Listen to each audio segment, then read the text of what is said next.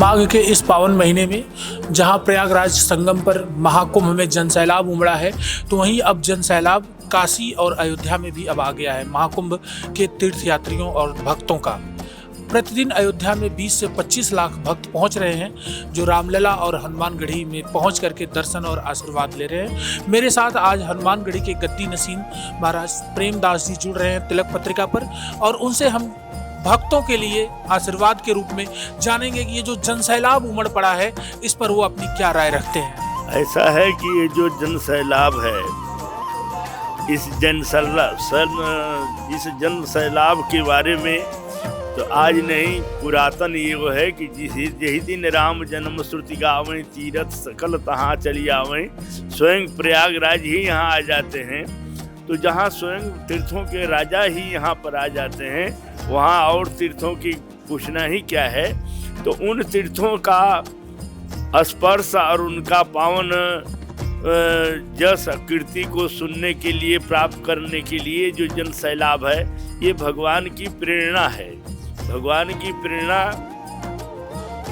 जब होती है तो उसके लिए भी लिखा है कि मस्कहु करहि बिरंच प्रभु अजहु मसकते हीन। भगवान मच्छर को पहाड़ बना देते हैं और पहाड़ को मच्छर बना देते हैं, या मच्छर को ब्रह्मा बना देते हैं, ब्रह्मा को मच्छर बना देते हैं। ये सामर्थ्य भगवान राम में है।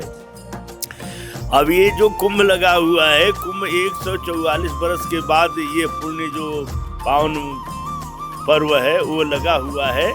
इसमें आप देख रहे हैं कि जन सैलाब तो आ ही रहा है। जन सैलाब के साथ साथ हमारे यहाँ जो या विदेशों के जो प्रधानमंत्री, राष्ट्रपति, या अपने यहाँ तो अभी कल ही मोदी जी आए थे, ये सब लोग यहाँ से अपना मनोरथ पूर्ण करते हुए और आम जनता की कुशल मंगल से उनका जीवन निर्वाह हो, ये प्रार्थना सब किया है। और हमारे तरफ से भी उन्हीं लोग की सेवा के लिए ये होता। तो हर प्रतिवर्ष भगवान का वर्षगांठ है, जिस दिन भगवान हमारे यहाँ स्थान पर उनकी प्रतिष्ठा हुई थी सन 1995 में, तभी से ये भंडारा होता चला आ रहा है। खुलेआम भंडारा होता है, जो कोई आवे यहाँ प्रसाद पावे और आनंद से यहाँ से जाए। स्वामी जी, बसंत पंचमी का जो महाशाही स्नान, जिसे अमृत स्नान कहते हैं, वो खत्म हो गया।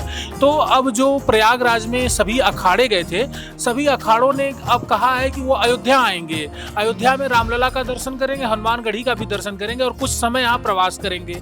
तो जो देश के 13 अखाड़े अब अयोध्या आने की तैयारी में है, उनके लिए हनुमानगढ़ी की तरफ से, आपकी तरफ से क्या योजनाएं हैं, क्या तैयारियां हैं, कैसे क्या सुविधाएं दी जाएंगी?